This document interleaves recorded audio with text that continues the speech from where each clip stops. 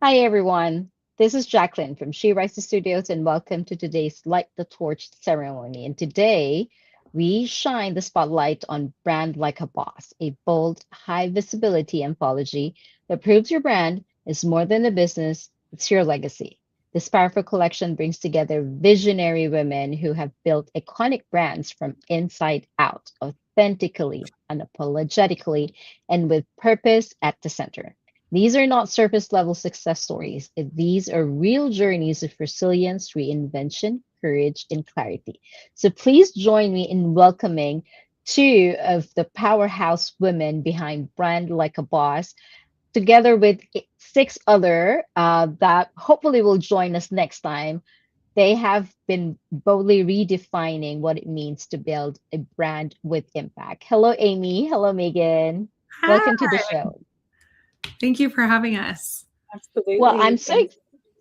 yes, and I'm so excited about this particular book because this is finally addressing directly the I think one of the most crucial topic that women in entrepreneur really needs to understand. So why don't we start, kick this off with introducing yourself, who you are, what you do, and what made you say yes to joining Brand Like a Boss? Would like to start. Megan, do you want to go? I'll go if you don't want to go, but I'll you. jump in, sure. So, my name is Megan Dirks. Branding has been essentially my entire career in one way or another. So, I've worked with nonprofits, solopreneurs, building my own brands, you name it. And it's just always really lit me up to work with people that have that zone of genius, but they don't know how to do the rest of it or wear the rest of the hats, or they're afraid of being too front and center, whatever that key piece is that holds them back from really unlocking their business growth. That is my absolute favorite part to work with on people. So, when Brand Like a Boss came up, this was definitely one of my natural fits where I was like, that's a non negotiable one. We're definitely going to do that one. That's awesome. Thank you, Megan. So I joined different reason than Megan because I did everything wrong. And so I wasn't branding like a boss. I mean, everything looked pretty. I've run multiple businesses. I've done a lot of branding with my businesses. I've had a dance studio, fitness studio, a swim company. I've and those are just the brick and mortar type ones. Then I've also done stuff online. And so things would look really pretty, but that's not necessarily what's going to sell, because if you don't believe who you are and what your offers are, and if they're not aligned, like, you have to have your own brand essence, which I'm sure Megan talks to all of her people about. But I didn't have that. And I would just make things look pretty. And so I feel Mm. like I stumbled a lot longer than a lot of people maybe do or need to. And so for me, when it comes to branding like a boss, it's actually owning your genius. It's owning who you are. And once I started doing that and I shifted my branding to actually be aligned with everything about me, it felt easier, it felt lighter, and then more people were attracted to what I had to offer. And so that's why this was a yes for me. It's because I did everything wrong and was like, hey, don't do it the way I did it the first time. So That's awesome, and that's wonderful. Sharing your experience so others won't have to stumble as much as you did. It's just awesome. Thank you, Amy. And thank you so much, Dr. Karen, for joining us today. We were just starting off, kicking this particular discussion off in introducing ourselves. So why don't you go ahead and introduce yourself and let us know why you decided to join Brand Like a Beast. Hi, everybody. My name is Dr. Karen. I am a chiropractor and holistic coach. I apologize, I'm late. I got stuck with a patient, so I was running a little bit behind, so I apologize for that. Brand Like a Boss just kind of resonated with me because I agree with, I'm sorry, I didn't catch your name, the gal that was before me. I agree. I was doing everything wrong and just kind of being scattered and not really having a brand per se that people knew me by. And so Brand Like the Boss made me realize, number one, that aspect of it. And the other aspect is, if I don't start reining it in and having one grounding aspect of what I'm about, no one's ever going to know who I am. And so that was the reason I signed up, is to kind of learn from you other ladies and kind of put it out there that you have to take time for you too, and just sit and resonate with what really resonates with you, so that you can have that solid foundation. So I'm great. I'm happy to be here. Thank you, Dr. Karen. And that's very interesting. Both Amy and Dr. Karen have mentioned that owning your voice is very important. Now, why do you think that, what makes it authentic? When you say owning your voice publicly, how does that define your brand? How does that help you define the brand? Are you asking me? And anybody can jump in. Oh, I think it helps you define your brand, because there's no being authentic is you kind of emit who you are on the inside, on the outside, when you really understand who you are on the inside. Does that make sense? Mm-hmm. Yes, true. And maybe for Amy and Megan, who has been in branding for all of her career, why do you think owning your voice can shift the way we show up as leaders, or is that even related?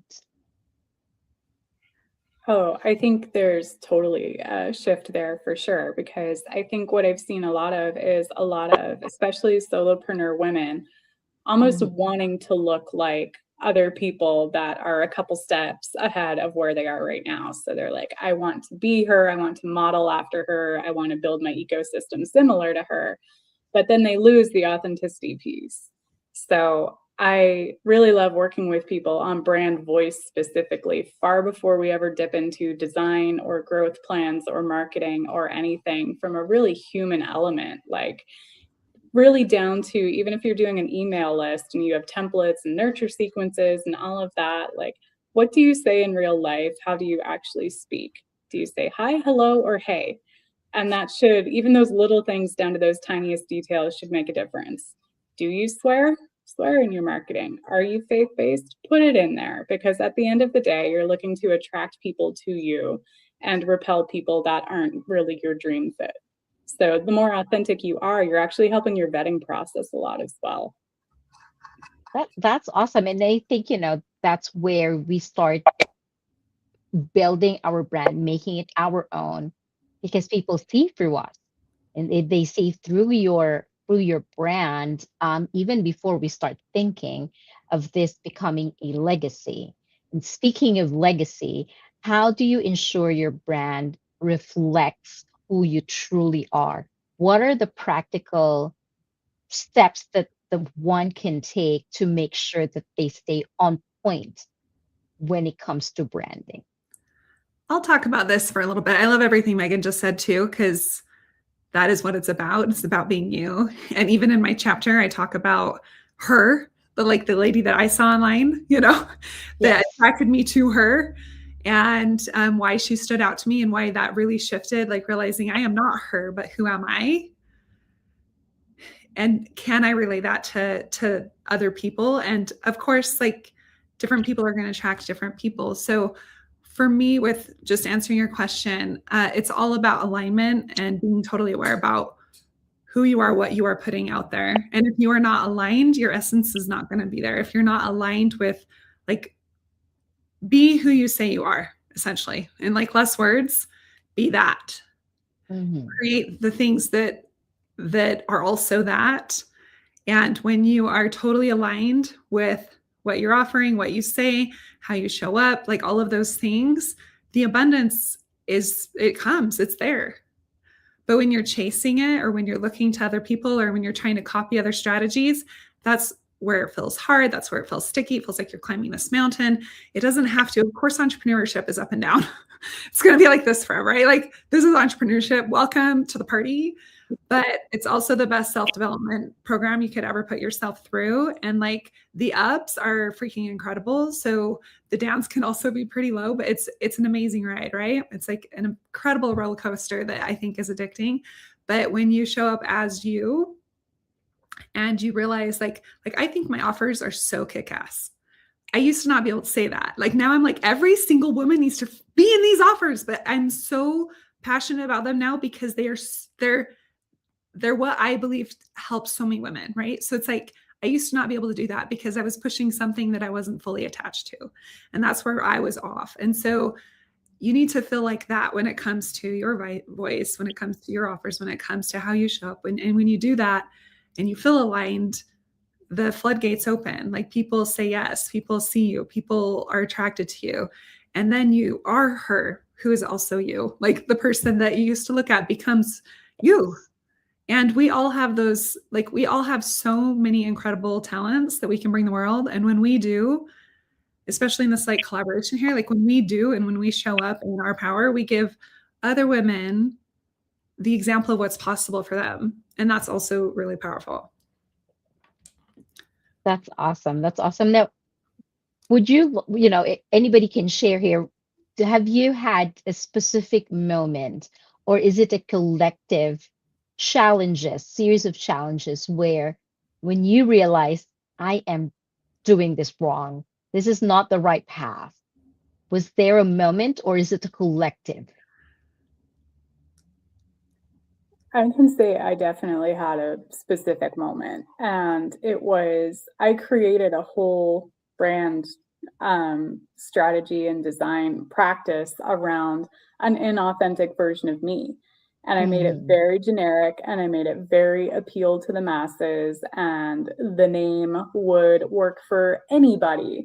And along the way, I realized I was attracting a lot of clients that I did not enjoy working with because I was being that catch-all for everybody.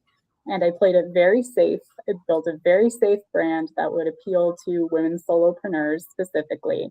And after I had a portfolio of 5 or 10, then I was like, you know what? This isn't lighting me up. Why isn't this lighting me up? What's going on here? And when I looked back at myself, I was like, oh, because I'm not being me. So that's awkward. And now we need to go back to the drawing board. And I am, in my personal life, an absolute nerd through and through. Total gamer, anime lover, all of that. And I'm like, why don't I build a brand that actually captures some of that and captures the fact that I do swear with clients and that we do have fun and that all these other parts of me that were being ignored. That has been kind of my pivot that I've really enjoyed, was starting off building something really safe that would appeal to everybody, and then making the money and being like, I don't enjoy this though. So how can we pivot? And then building that brand and that version of me has been the funnest part. I think that's kind of where I'm at right now. Is the brand that I have is I'm a healthcare practitioner, and I'm really shifting away from that and wanting to do retreats, women's retreats, to empower other women to go after their dreams. And I'm just in the beginning stages of that brand. And so it's been hard to take that hat off as the doctor and put the hat on as a retreat owner, and as a coach, and trying to divide my time between all of it. So, but I love what you said about being able to swear with your people, because, I always feel bad if I swear when I'm in my practice, because it's like, well, what doctor, drops the, shit bomb or whatever, it always makes me feel guilty, but sometimes you connect with other people, and yeah, it's just kind of funny, but so I appreciate you saying that. Yeah, I'll chime in one more time around this, because I did the exact same thing. I built an entire business around strategy. I'm good at strategy because I've been in entrepreneurship for so long. You have to learn how to do the things. And my entire business was around helping women get clients. Like my program was called Clients on Repeat. And every time I hired a coach, or like to help me take it to the next level or whatever, they would say they would be telling me like, this is definitely the offer. This is, stick with this, and it always felt heavy. I did sell it, and I would, and I did have women love it. And when I go through that offer, it's actually a really great offer, but it's not me. And so it wasn't exciting for me to sell, right? So it didn't sell as well as I know that it probably could if it was someone else's offer they were attached to. But same thing as Megan, it's like when I finally burn that down. And by the way, it doesn't have to be completely burnt down. You can take different parts of what you've built before and stick them in something fresh and new that you are excited about. And so that's essentially what I did with that offer. And now, like, I just feel so different about everything that I put out there. And guess what? Strategy is still part when I'm helping women in their business and helping them through whatever it is they come to me for. It's like the strategy is still there because I know how to teach it, but that's not what I lead with. And that's not like what I talk about all the time. And it feels so much better. That's awesome, because if you're being authentic, you attract the audience that is like you. You don't get to work with people that are not within your realm. If as Megan said, I swear I'm a gamer, so I attract people that are alike. So if I'm not being authentic to myself, I attract the people that are not in the same world as I am. So then it becomes a little harder. Now, to close us off here, I know this is a wonderful conversation, but to close us off, what message would you give to the woman out there watching who feels that they are just not hitting the right spot, but is ready to take on the next step? I would say look inside yourself. And if you're not good at that, then make it like, if you don't know what that means, make a really big list of everything that you love and look at that list and see what like really lights you up. Your body's going to tell you, right? So if you can listen to your body and then pick that thing and just go all in on it, as long as it lights you up, that's the biggest thing. If you feel it up, then take a step forward and just keep taking those steps forward. And you can always build whatever your heart is desiring. It's look around. People are doing it everywhere. And if they can, you can. That's awesome. Thank you so much, Amy. Yeah, I'll chime in too quick and just share that I think what I see women struggle with a lot is they're like, oh, I need a brand identity. I need to be authentic. And then they realize they're like, I haven't done that inner work. I don't have these answers. So they don't all the time come in knowing what even their authentic self is. So something I would chime in here would be like, take the time and do that work and be really, really honest with yourself and work through whatever growing pains, I guess we'd say we've all had to go through to be really comfortable with sharing those parts of you that might be a little uncomfortable at first. Yeah, I'd say I struggled with that a bit early on too, where, I didn't want people to know I was a gamer. I didn't want people to know these other parts of me. And at this point, it's really a giant disclaimer of, here's me, this. And I have that clarity now, but a lot of us don't when we first come into it. So it's hard to build something authentic when you don't have your own authenticity down yet in the first place. Good point. That's good. Dr. Karen. I would say, surround yourself with people that have already done the things that you're thinking about doing, and create those relationships, because we all need that support. We all need somebody to help lift us up and kind of guide us when we're derailing. That would be my recommendation. That's wonderful. Thank you so much, Dr. Karen. Thank you, Amy. Thank you, Megan. Brand Like a Boss reminds us that branding isn't about logos or color palettes or making it pretty, although we need to make them pretty. But in its root, it's about identity, authority, authenticity, and the courage to own your voice. These women have shown us that when you align purpose with power, your brand becomes unstoppable. So to every woman watching out there who have been waiting for permission to rise, to speak boldly, and to own your spotlight, this is your sign. Brand Like a Boss is now available on Amazon. Go grab a copy for yourself, gift it to someone who you think is ready to step into their own authority, claim the seats at the table, and lead like the boss that you are meant to be. Thanks again, everyone, and have a nice day. Thank you. Thank you.